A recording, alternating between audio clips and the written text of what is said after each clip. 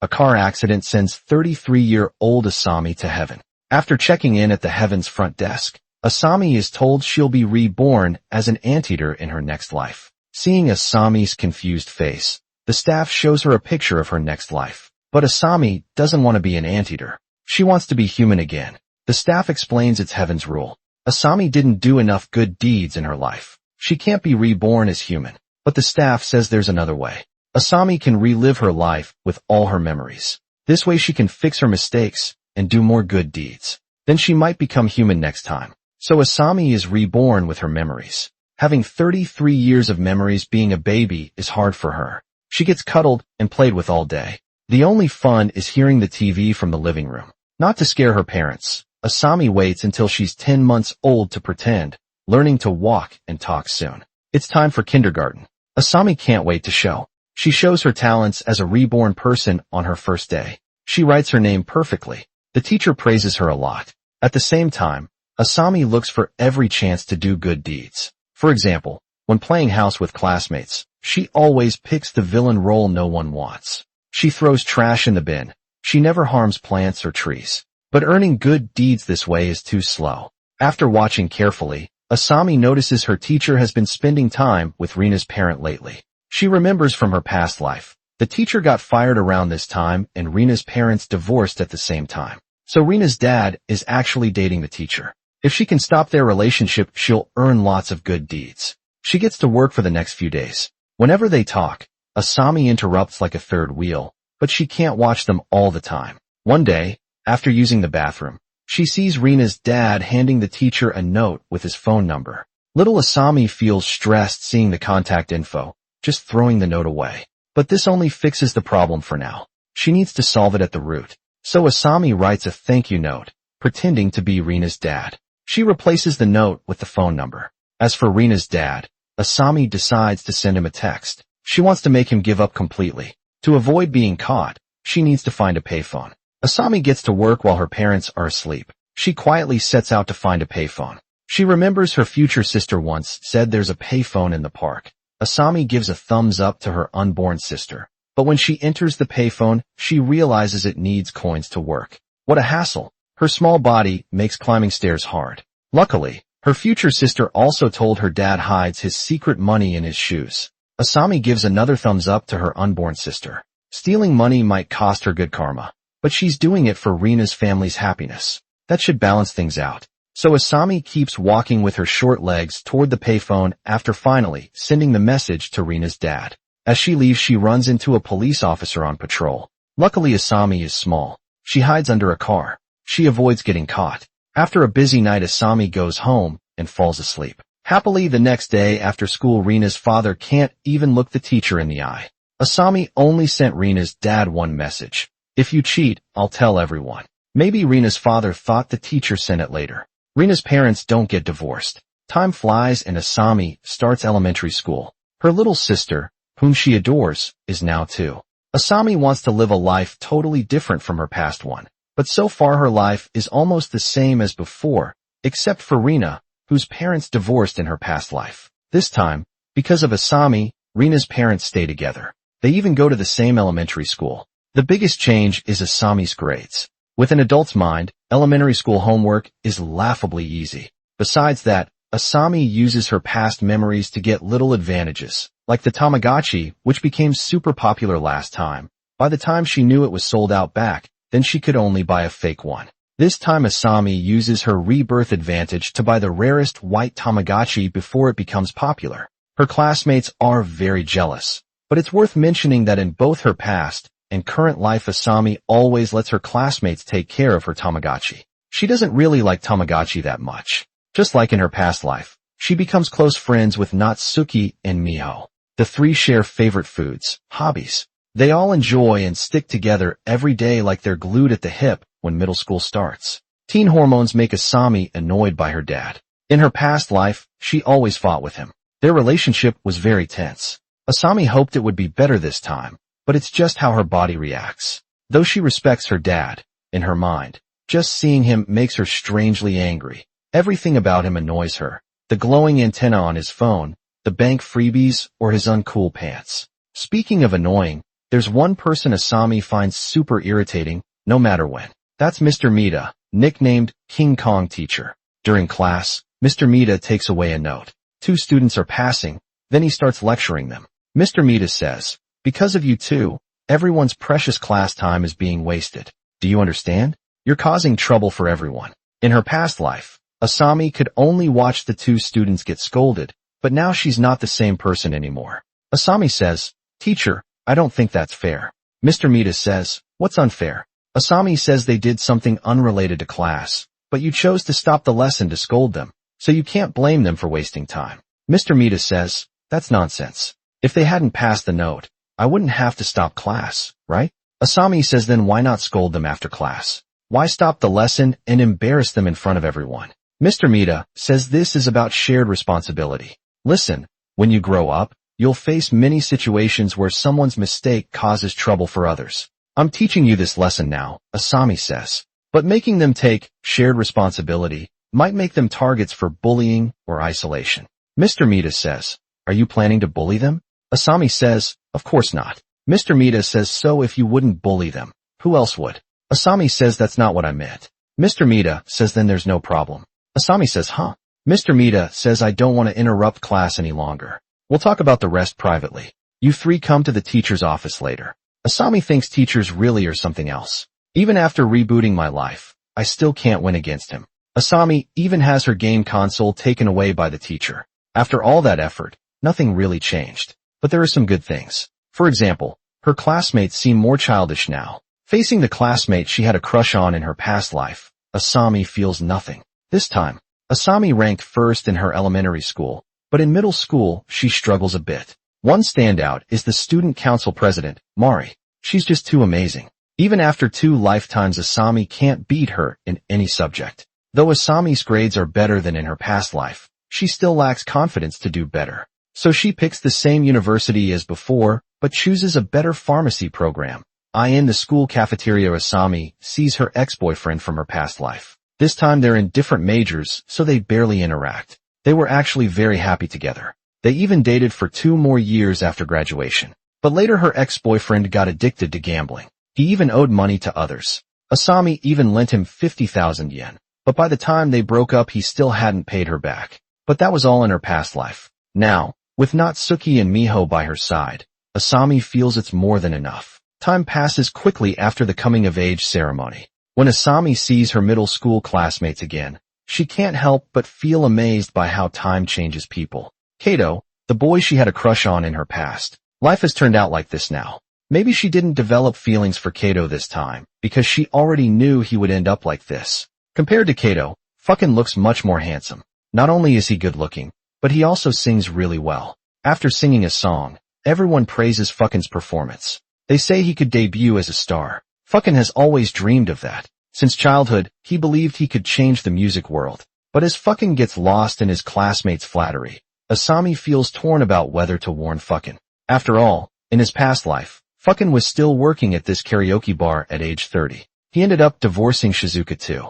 Now that she thinks about it, Fuckin may be the best singer in class, but he's only average outside their group. Watching Fuckin pick up the mic again to sing for everyone, Asami finally gathers her courage. Asami says, "Sorry to interrupt the fun. Fuckin having dreams is wonderful, but honestly, you should give up on becoming a musician. You all keep saying Fuckin will make it big, but a big part of that is just wishful thinking, because he's your friend, right? Sure, you've always been the star among us, and you sing well, but that's only within our small circle. It gives you the wrong idea. I don't think you'll succeed and you'll regret it in the end. If you're truly determined, go ahead and pursue music, but if you're doing this, expecting fame, you should quit now because you absolutely won't make it. Same goes for all of you.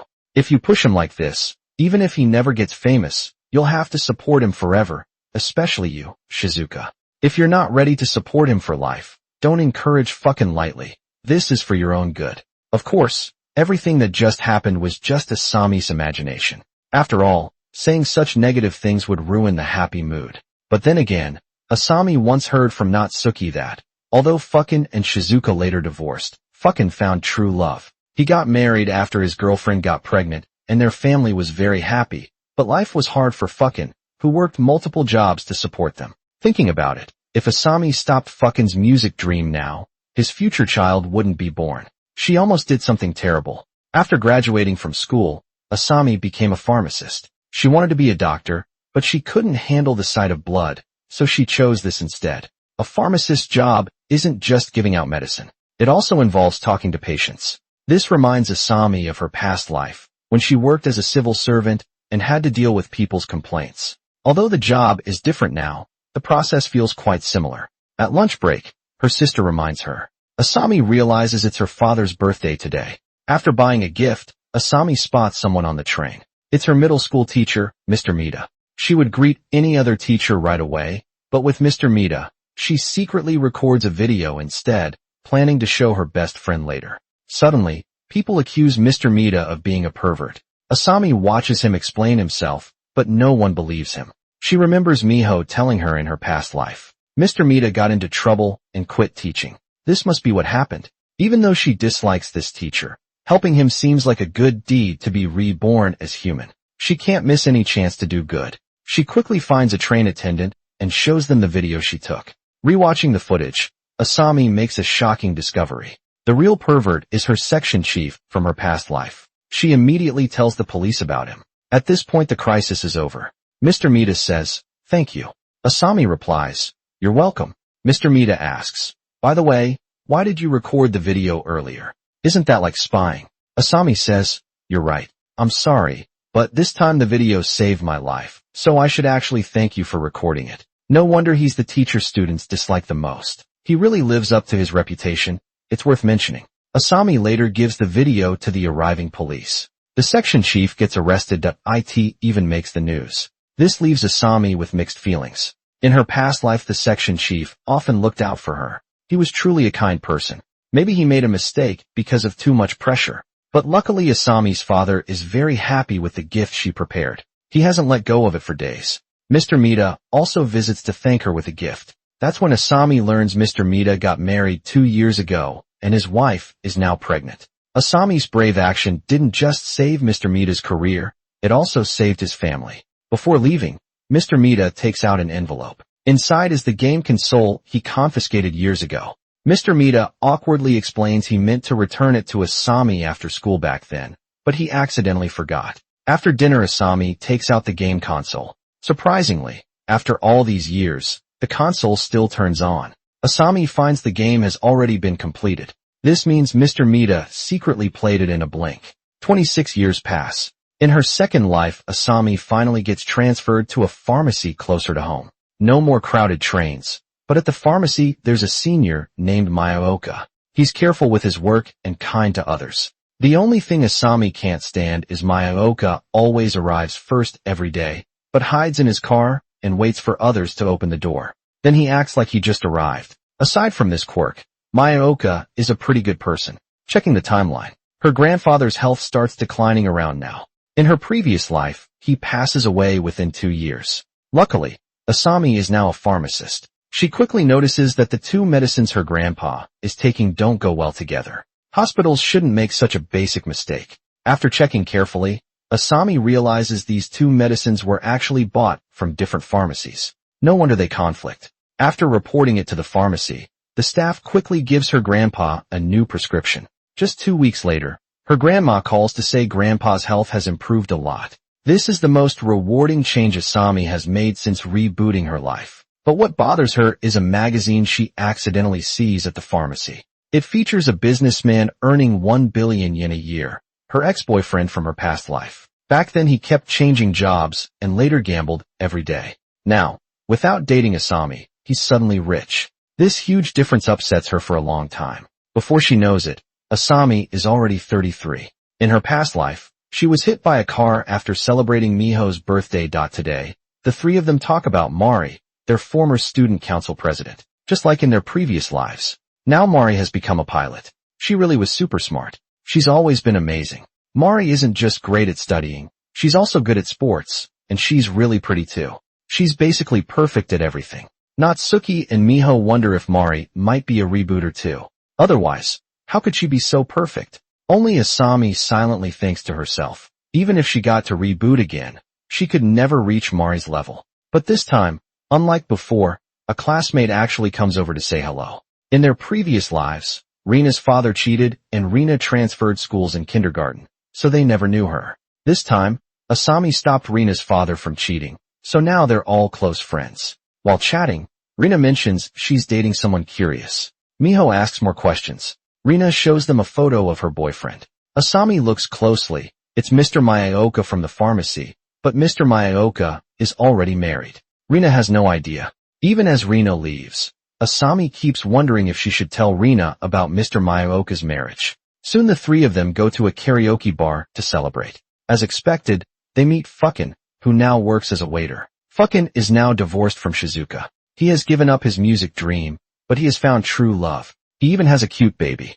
Now, he seems very happy. In their past life, Fukin gave them free fries, but they were already full from dinner, so his kindness went to waste. This time, Asami hints to Fukin that they are already full. When they enter the private room, Fukin doesn't bring fries this time. Instead, he brings them a drink. This makes Asami very happy. In their past life, to not waste Fukin's kindness, the three sadly ate the fries. Asami once said she'd rather have a drink than fries. Now her wish comes true. But she can't share this joy with Natsuki and Miho.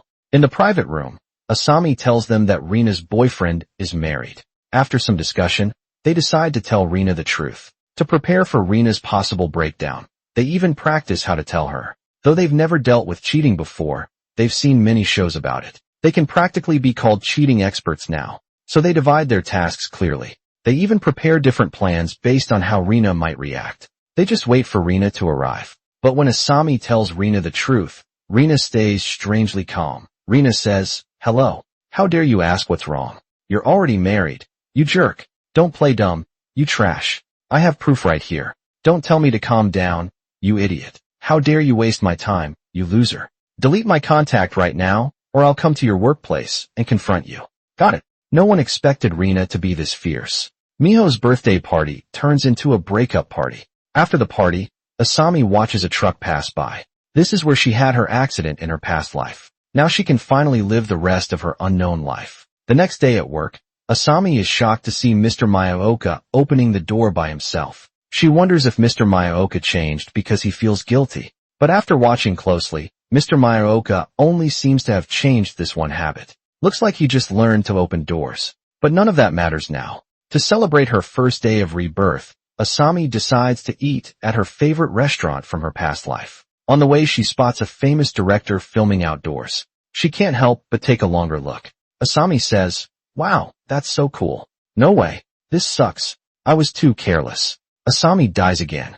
After filling out the forms, once more, Asami can't help but ask, "Am I destined to die at 33? The staff explains that everyone's basic lifespan is mostly the same. Death probability is based on environment and genes. But Asami has a higher chance of dying between 30 and 40. But probability is just probability. If she's careful, she won't necessarily die as expected. Asami still can't be reborn as a human. Asami complains, "Is being reborn as a human the most expensive?" But the staff says, all lives are equal. Humans want to be reborn as humans. Crows want to be reborn as crows. What you want most for yourself is always the most expensive. If you're not happy with it, you can try again. But the number of tries is not unlimited. It depends on the good deeds you did in your first life. But by the rules, they can't tell Asami how many more chances she has. And so Asami starts the same life for the second time. The third time as a baby is really hard. Asami even wants to talk right away. But to avoid being seen as a genius and causing problems later, Asami does the same as before. She picks a normal time to learn walking and talking. She stops Rina's dad from cheating again. When Mr. Mita scolds students in class again, Asami feels she's ready to challenge him. This time, "Teacher, they did something unrelated to class, but you're the one stopping the lesson." To yell, "You're taking away our right to learn. Their note passing doesn't stop our class, but your scolding does. That's what really interrupts our learning." This time Mr. Mita has no answer. He uses his last trick. "Fine, we'll talk about this later. You three come to my office after class." "Okay, let's continue the class. I should have minded my own business." It takes Asami 3 tries to learn that staying quiet is the best choice. And because she slacks off in her studies this time, her grades drop a lot. Mari is still the top student in school. Asami just goes through elementary and high school without much thought. She enters the same university again. She studies literature, just like in her first life. Naturally, she meets her ex-boyfriend from her first life. At first, she doesn't want to date him again. But when she remembers that without her in his last life, he ended up earning 1 billion yen a year, she decides to give it a try. Even though it's been 62 years since they last dated, and there's no excitement left. Being with him feels strangely comfortable. To make sure her boyfriend, who has the potential to earn 1 billion a year, doesn't become useless because of her, Asami decides to push him hard to stop him from gambling. She always keeps track of his whereabouts, but she ends up being too controlling and he can't take it anymore. He breaks up with her. For some reason, this breakup hurts Asami even more. After another coming-of-age ceremony, everyone still cheers for fucking, even though they all know he'll never make it big. But this time Asami still joins everyone without hesitation, imagining how fucking will become a famous singer in the future. After graduation, this time Asami starts working at a TV station. She thinks TV work might help her influence more people and earn more. Good karma for this. Asami even moves to Tokyo and begins her first time living alone. The TV station work is a bit tiring, but she gets to help make shows she remembers from her past life. She also meets many famous stars in person. With work experience from 2 lifetimes, Asami handles people easily. She even becomes friends with some celebrities because she remembers both lives. She already knows which shows will become huge hits. While others worry if a show will succeed, she's already celebrating inside. She's so busy with work that her sister has to remind her that today is their father's birthday. That means today is the day Mr. Mita gets falsely accused. But now Asami works in Tokyo. If she tries to go back after work, she'll be too late. Even though she dislikes Mr. Mita, she remembers his wife was newly pregnant in her past life. She can't just ignore it. So Asami uses her connections to talk to different departments. She lies that an actor has another job and needs to leave early. She motivates everyone to work harder. She coordinates between departments. Finally, they finish filming 3 hours early. Everyone is happy. Asami even has extra time. She buys a birthday gift for her father. Too much time has passed. Asami can't remember which train Mr. Mita took, so she waits at the station entrance. After finding Mr. Mita, Asami says their car is too crowded. She leads him to an even more crowded car. Mr. Mita complains to Asami the whole way. When Asami sees a molester caught in another car, she gets off. To end this awkward talk, Asami goes home to give the gift to her dad. The whole family is excited. They all drive Asami to the station together. Though Asami lives in Tokyo, Natsuki and Miho often drive there to visit her. Seeing Natsuki take medicine for constipation, Asami remembers her grandpa needs new medicine. Before her show starts filming, Asami rushes to the countryside. But in this life, Asami isn't a pharmacist. Her family wonders how she knows which medicines can't mix. Asami lies and says she learned it while working on a medical drama. Asami goes to the pharmacy again to change her grandpa's medicine. Without thinking, Asami picks up the same magazine she read in her past life and flips through it. Then she naturally sees her ex-boyfriend featured in the magazine again. But this time her ex earns 900 million yen a year.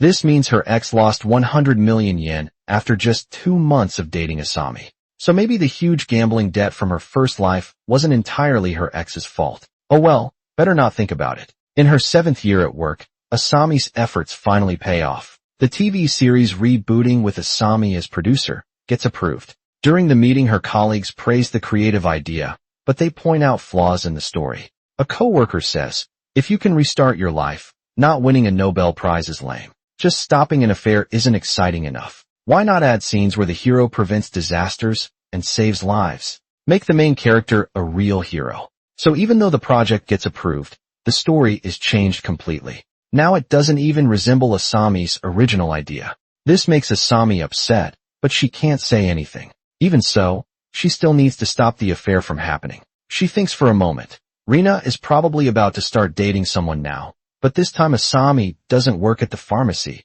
so she doesn't know Mr. Maruoka. She also doesn't know he's married, so she can't just tell Rina directly.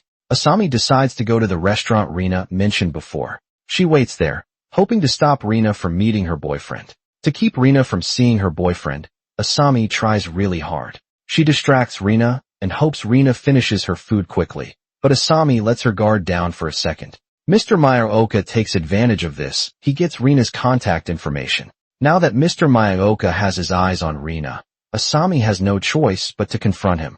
The next morning Asami goes to the pharmacy. Sure enough, she sees Mr. Mayaoka waiting in his car. She politely but firmly gets into his car. She tells him to stay away from Rina. At first Mr. Mayaoka makes excuses. He says he just sees Rina as a little sister. But Asami points out all the suspicious things. Mr. Mayaoka has no answer for her. Finally, under Asami's cold stare and threats, Mayaoka promises he will never bother Rina again, though Asami would love to see Rina scold the jerk one more time. For Rina's mental health, it's better to deal with Mayaoka. Early one day Asami gets a call from Fucking. Fucking just got divorced, but still dreams of music. Knowing Asami works at a TV station, he sends her a CD of his singing. He asks her to look for any acting roles he could try. Fucking wants to do both, though Asami secretly thinks there are no roles for him. She agrees anyway. That night Natsuki and Miho visit again. They were just here 2 weeks ago. Though Asami would love for them to come every day, it's a bit too often. She even considers buying 2 more beds so they can stay over. When they hear Fucking gave Asami a CD, they insist on listening to it. I shouldn't say this, but can I say it? Go ahead. Isn't this kinda lame, super tacky? Actually, I wanted to listen to Fucking's song now to get myself excited. But the song is so tacky it kills the mood. A few years later, the script for Rebooting starts filming, but during the final scene the lead actor can't make it on time. After discussing with the director, Asami asks Fucking to play the male lead, since they're similar in size. Though he only appears in a few backshots, Fucking is overjoyed. Before the show airs, Fucking even announces it on his X account, which only has 87 followers. That day Asami leaves work early to watch the premiere of Rebooting. She even invites Natsuki and Miho over. But as Asami watches the preview on the street, another truck sends her to heaven. This time Asami is really angry. She's only 29 years old. All 3 of her lives combined aren't even 100 years. But the staff remains calm and professional. They slowly ask Asami to fill out her info. Under Asami's impatient glare, they open the folder. The staff says, "You're Asami, right? Thank you for your hard work these 29 years. Asami says, "Last time you said I'd most likely die in my 30s. The staff member says, "I did say that." Asami says, "But I'm only 29. Isn't that unfair?" The staff member says, "You are more likely to die in your 30s, but that's just probability. Sometimes people die before that too." This time, Asami will be reborn as a sea urchin.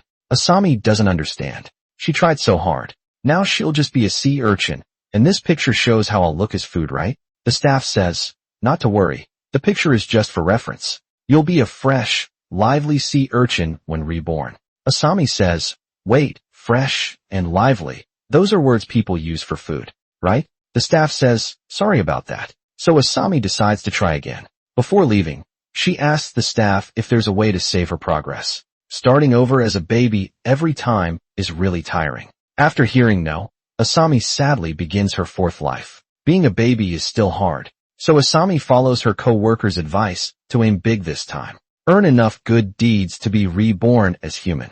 While looking for big good deeds, she won't miss any small ones either. What if she's just a little short in the end? Hey, the azaleas in the park are public property. If you keep stealing their nectar, you could get in trouble for theft or damaging public property. But since you're minors and didn't know better, I won't blame you this time. Just don't do it again. To earn as much good karma as possible, speed is key. Facing her teacher's affair, again, Asami gets straight to the point. "Mr. Mita, Asami, what's wrong? I really like you, Mr. Mita. So I want you to be happy. Can you promise me something? Don't cheat on your wife. What's gotten into you? Where did you learn that word?" I knew a daycare teacher before. She had an affair with a student's parent. Their family fell apart because of it. That teacher had to leave the daycare too. Everyone ended up miserable. I don't want that to happen to you. Don't worry, I won't cheat on my wife. Really? Yeah, really. Is that paper in your hand Rena's dad's pager number? Open it and show me. I don't want anyone to suffer, so don't contact him. Okay, I won't. I promise I won't contact him. Let me tear this up to show you. See, look, I threw it away. Thank you, Mr. Mita. Sorry for making you worry. This time it works really well. Mr. Mita and Rena's dad stay friendly, but keep their distance. Good job. Asami thinks she should have done this earlier. In past lives, she stayed up texting Rena's dad and got chased by police after starting school. Asami does everything she can to earn good karma. She doesn't slack off in studies like before. She uses playtime for studying instead. Only by aiming higher can she get more good karma. But there's a price to pay. Her longtime friends, Natsuki and Miho, are now just classmates who say hi watching them play together. Asami wants to join them, but whenever she tries, Natsuki and Miho act nervous and too polite. It reminds Asami of how she acted with angry customers in her first life. Before going home, the three agree to meet again tomorrow, but Asami knows that in this life the three of them may never become close friends again. The sound of the 5 o'clock bell somehow hurts her heart more than usual. This is already Asami's 4th time in middle school. Her mental age is now 110 years old. Even though her hormones make this teenage phase annoying, her strong willpower easily keeps it under control without Natsuki and Miho by her side. This time, Asami focuses all her energy on studying. Without realizing it, she surpasses Mari and becomes the top student in school. But every time she sees Natsuki and Miho together, Asami feels a little sad. Luckily, this loneliness doesn't last long. Mari reaches out to Asami and becomes her friend. Surprisingly, Asami and Mari get along very well. It's like they've been close friends for years. Mari is easygoing, not cold and distant like Asami imagined in past lives. From then on, the two of them take the top 2 spots in their grade. This time, Asami gets into a national medical university on the day of the coming-of-age ceremony. Because of Asami, Mari also comes to the class reunion. Natsuki and Miho stand before Asami. They're not as shy as when they were kids, but they still act very polite around her. This makes Asami feel sad. "You're so amazing." Asami says, "Not at all. And you're in medical school, right? Wow, that's incredible. You were always top of the class. You're from a different world than us. But we're proud to have someone like you in our class. You're someone we can brag about. You probably don't even want to see us." Asami thinks after finally getting to talk. "They treat me like this." It makes her feel a little lonely. After graduating college, Asami enters medical research. She wants to help people through medical science. This way, her good deeds will let her be reborn as human. She can't forget side missions either. This time, Asami waits on Mr. Mita's usual path to stop Shizuka. She says Shizuka has marriage problems and needs Mr. Mita's advice. She takes him to a restaurant after the train with the pervert leaves. Asami quickly ends the conversation. Now, with her job as a medical researcher, changing her grandpa's medicine becomes easy. Only one task remains, stopping Rina from dating. Even with memories from her past life, Asami still fails to stop Mayaoka and Rina from exchanging contact info. No choice. Asami confronts Mayaoka again, using her past life experience. This time she gets straight to the point. If Mayaoka keeps bothering Rina, Asami will talk to his wife. Her researcher job is tedious and boring, but it's still better than handling customer complaints in her first life. Yet every time she sees microbes under the microscope, Asami can't help wondering, were these tiny creatures once human too? Now 35 years old, Asami hasn't made big discoveries, but she's published many papers. Best of all, she finally attends her sister's wedding. After the wedding, Asami meets Mari for dinner. Mari is now a pilot. They complain about their tough jobs. When Natsuki and Miho walk into the restaurant, they haven't seen each other for 15 years. After a few quick greetings, the mood suddenly gets awkward. Natsuki and Miho break the silence. First they find a table outside the restaurant to eat. Watching them walk away, Asami feels a little sad. She really wants to invite them to eat together, but she's afraid they might say no or feel awkward. Mari then says, "If you don't say it out loud, you'll never know the answer. Maybe they feel the same way as you." Then Mari takes out a photo of the two of them. She adds, "We became friends because of a special moment too." Mari says, "There's something I've always wanted to ask you." Asami says, what is it?" Mari says, "Which round is this for you?" Asami says, "What do you mean? Which round of life is this for you?" "Life. This isn't your first round, is it?" "Don't worry, because I'm the same." "Really? Which round are you on?" Asami says, "4th round." Mari says, "I see. I'm on my 5th round." That's great. They've kept this secret buried in their hearts for over 100 years. Now they finally have someone to share it with. But Mari noticed something odd about Asami. Earlier Asami never used to like studying. How did her grades suddenly get so good? Mari even tested her a few times, like suddenly mentioning jokes that weren't popular yet, or talking about a restaurant that hadn't been built. But Asami stayed so calm. It made Mari doubt herself. Asami awkwardly admits she didn't even notice those details at the time. Asami asks Mari, did she repeat so many rounds just to be reborn? Mari says that's only half the reason. The other half is a long story. At the very beginning, Mari was a terrible student. The four friends were always together until they started high school. Then they briefly drifted apart in college. They went to different schools, but every weekend they still hung out together. Mari once had a crush on Kato, but when she saw grown-up Kato, she chose handsome fucking instead. Mari really supported fuckin's music dreams at that time. Mari fully supports fuckin's music dreams. But just 6 months later fucking cheats on her with Shizuka. Asami is the first one to find out.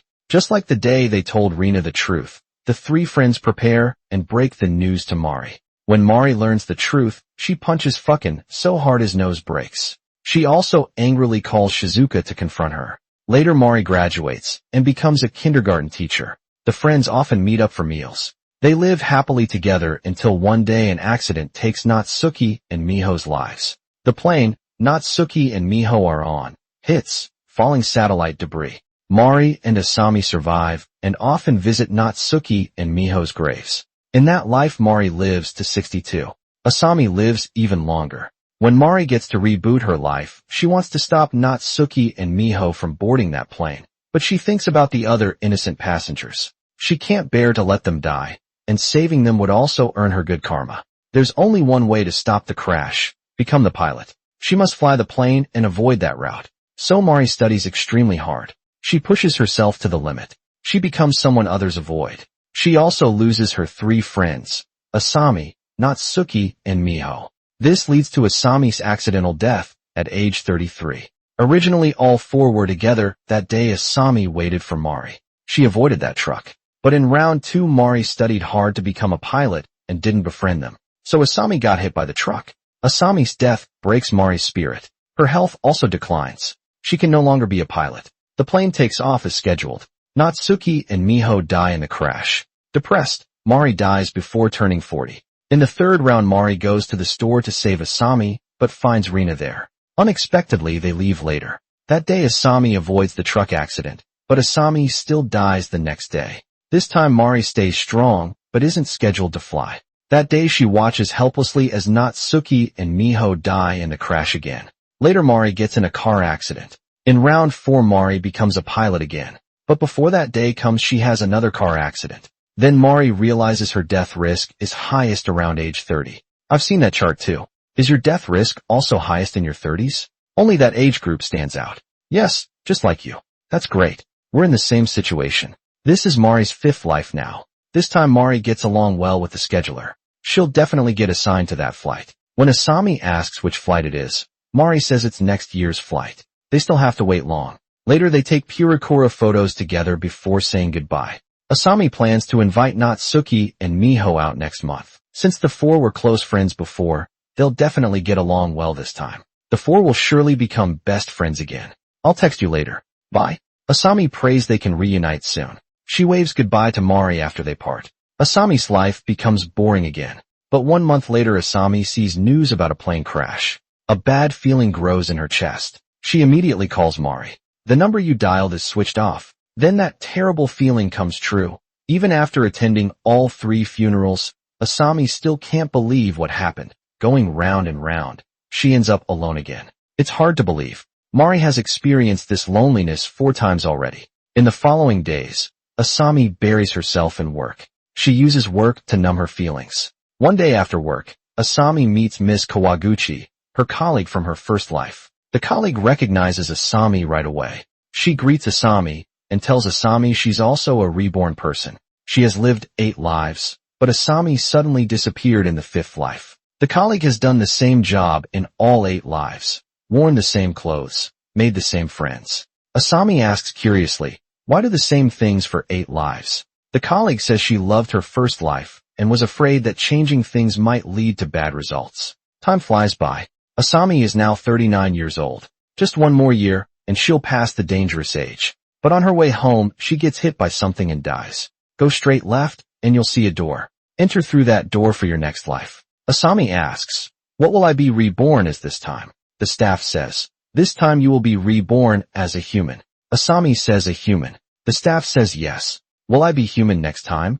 Yes. That's usually how it works. Excuse me, who is this person? The staff says, this is just a stock photo, so it's not anyone specific.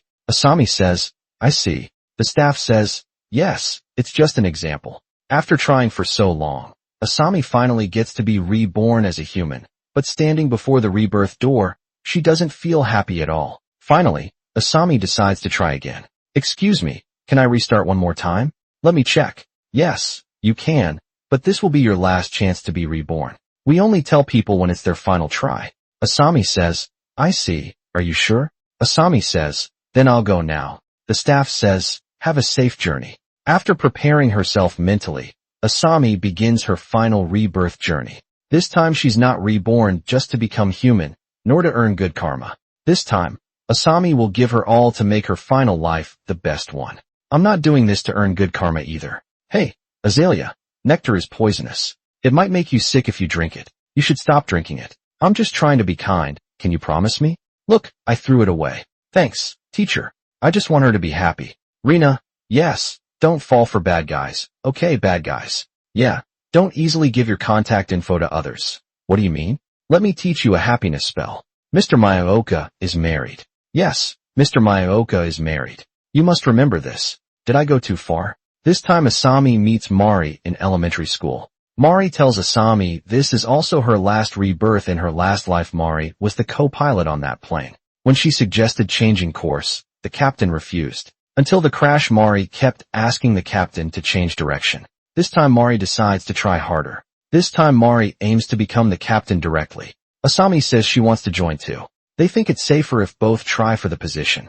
Most people become captains around age 40. But Mari and Asami want to fly that plane at 35. So they must become captains by age 29. Then they need to build good relationships with schedulers. This way they can get assigned to that flight. Following Mari's lead, Asami starts studying aviation knowledge from elementary school. At the same time, they work hard to stay fit. All this hard work means Mari and Asami buy. Have you seen Princess Mononoke? Ashitaka is so cool. This time they also try to befriend Natsuki and Miho. But their strong personalities make Natsuki and Miho uncomfortable. The friendship attempt fails again. Bye. Aren't you going that way too? Yeah, I am. Then why did you come here? I just ended up here. This is a great chance to talk with them longer. Want to come to my place? Okay, let's watch a cartoon, then later we watch Nintama Rantaro together. For some reason it feels more touching than usual in the days that follow. Mari and Asami take the top 2 spots in their grade. They get into a top national university with great scores. This time Asami switches to engineering.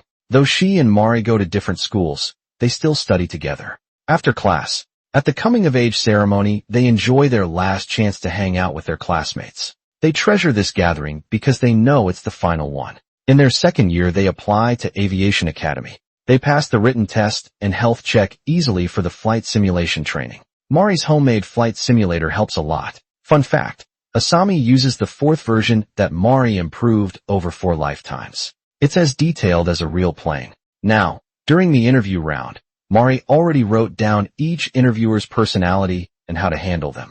The hardest part is not laughing. Mari's drawings look too much like them. Asami almost bursts out laughing several times, and just like that they both get into Aviation Academy during their flight training. Later, Asami passes easily thanks to her experience from flight games. The final interview goes smoothly too.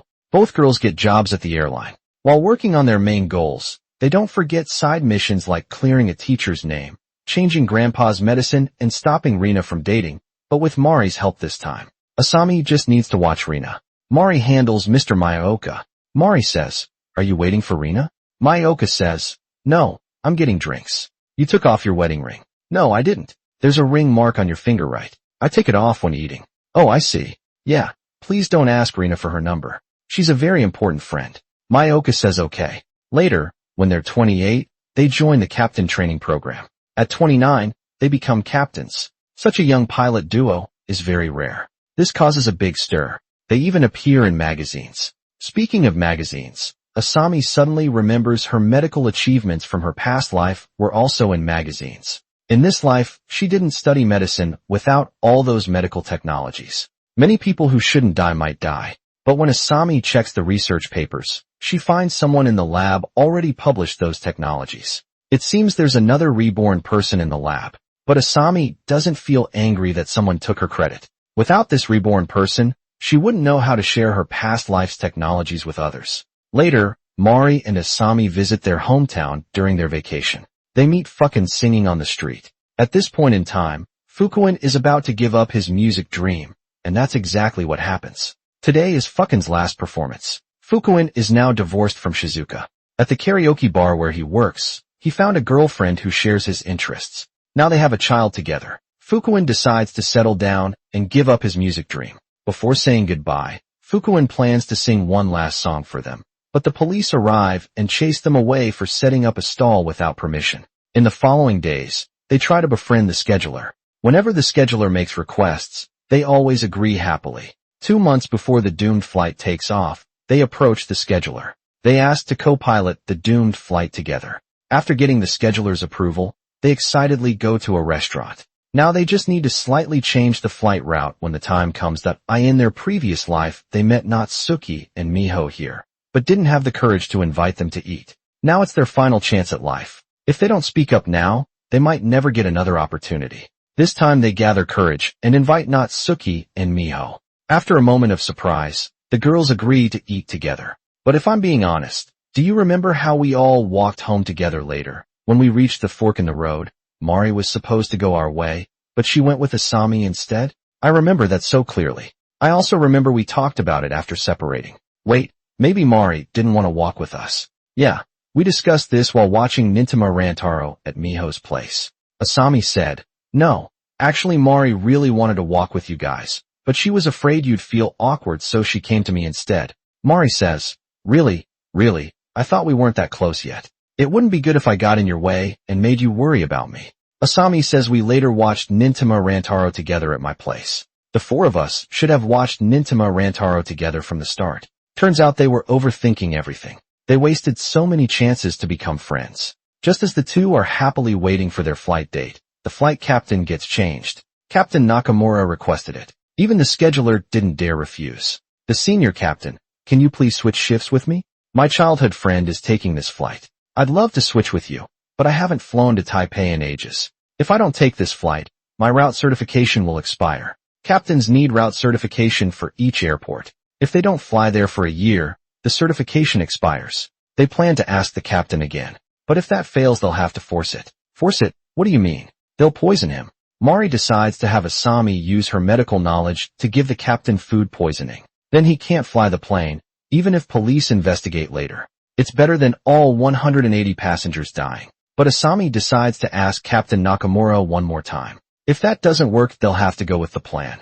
So Asami first goes to the scheduler. She hopes the scheduler can switch her shift with Captain Nakamura's. It's the same flight route, just at a different time. But the scheduler says Captain Nakamura is a senior pilot, and he can't bring himself to ask. With no other choice, Asami goes to Captain Nakamura directly. She asks to switch shifts. But this time Captain Nakamura suddenly changes from his usual gentle self. He scolds Asami harshly. Left with no options, the 2 start planning to drug Captain Nakamura. Captain Nakamura drinks coffee in the lounge every morning. They'll work together. Then Mari will distract the captain, and Asami will slip the drug in. 30 minutes later, Captain Nakamura will start vomiting and have diarrhea. It'll last half a day. Then Asami can take over as the pilot for the flight. But after this they'll definitely be wanted by the police. They'll have to hide somewhere. After this, on the day of the plan, Asami holds the drug and keeps psyching herself up. Just then Miss Kawaguchi, who has already lived 9 lives, calls out to her. It turns out after talking with Asami in her last life, Miss Kawaguchi also decided it was time to change herself. This time she accidentally sees Asami in a magazine, so she goes straight to Asami's airline company. She becomes a flight attendant after a whole lifetime apart.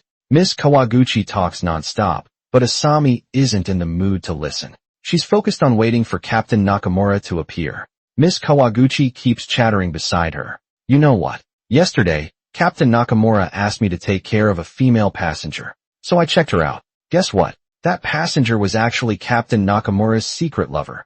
If it were anyone else I wouldn't care. But when Captain Nakamura worked at City Hall, he made my life miserable for 8 lifetimes. So I called his wife right away. Now he's probably getting scolded at home. Miss Kawaguchi's move stops the captain from flying, making Asami overjoyed. Miss Kawaguchi really is amazing. She can stick to one thing for 8 lifetimes. Her first move is a knockout. Who says stopping an affair can't save the world? Here's living proof right in front of us. As Miss Kawaguchi looks completely confused, the two finally board the plane that has crashed countless times before. Now we can finally save Natsuki Miho and all 180 passengers. A man suddenly walks over and says, "Sorry. Nice to meet you. I need to talk to you.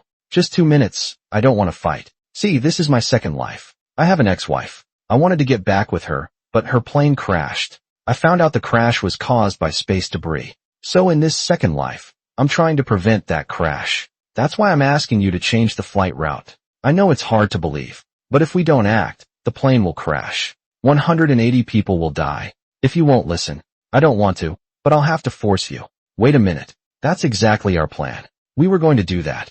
I'm on my 6th life now. I'm on my 5th. We're here to stop this plane crash. Thank you so much. I'll never forget this kindness." After some trouble, Asami and Mari finally board the plane. For Asami, who's lived 170 years, she no longer worries about being reborn as human. Instead of being reborn as humans somewhere else, she prefers being reborn as animals in her hometown. For Mari, these 200 years of effort all lead to this moment. Finally, the plane lands safely. Asami and Mari become close friends again, with Natsuki and Miho sharing everything with each other. The four friends recall their childhood memories together at a restaurant. Now that all their missions are complete, it's time to enjoy the rest of their lives. The next year, they both quit their pilot jobs and return to their hometown. Asami goes back to work at City Hall. Mari also returns to being a kindergarten teacher. Even Miss Kawaguchi gets tired of the irregular flight attendant life and returns to City Hall. Everything seems to go back to the beginning, but this time no one is missing from the group. From then on, the four friends never separate again. They all live together in a nursing home until old age. At the end of the story, even rebirth cannot separate them. They are reborn as four pigeons standing neatly on a power line.